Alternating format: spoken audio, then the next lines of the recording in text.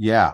We have had quite a few success stories, and I love that TikTok is out there Yeah. because kids reach us like 15 minutes after we leave. We already have kids contacting us.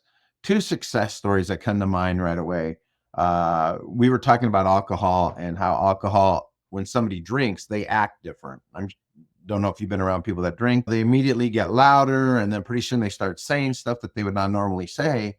So I'm explaining this in a real fun, humorous way. And I see this young girl in the front, a couple rows back, and you could tell she's holding back tears. So when the presentation was over, everybody left. And this young lady walked up to me and she goes, "Is that why my dad says bad stuff to me when he's drunk?" And I'm like, "Yes, that's why."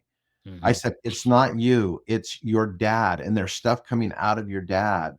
And she goes, "Man, he always hurts me when he's drunk. I have to stay away from him just because of the stuff that he says." Hmm. And I says, when your dad's next time your dad's intoxicated and he starts saying those things, I know it's super hard not to take that personal, Hmm. but more than likely he's talking to himself through those things that he's saying. I said, "What does he say?"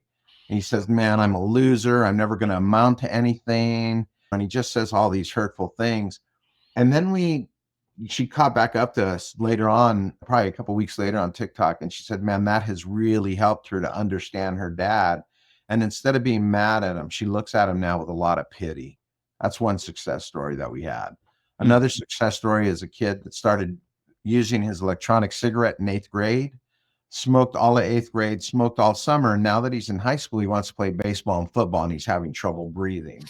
And he asked us, "Is that my vape?" And I'm like, "Yeah, more than this." And I'm not a doctor, but if you're a freshman in high school, the last thing you should have is probably trouble breathing unless you've had asthma or something in the past. He goes, "No, I haven't." So we gave him this little 3-day test that he could do, just something he could do on his own, no charge, no anything, just try to hold out for 3 days without using it. And he said he couldn't do it. So through TikTok, through our messaging and all that, we're helping him break that habit of vaping. But yeah, that's two of the success stories that come to mind immediately.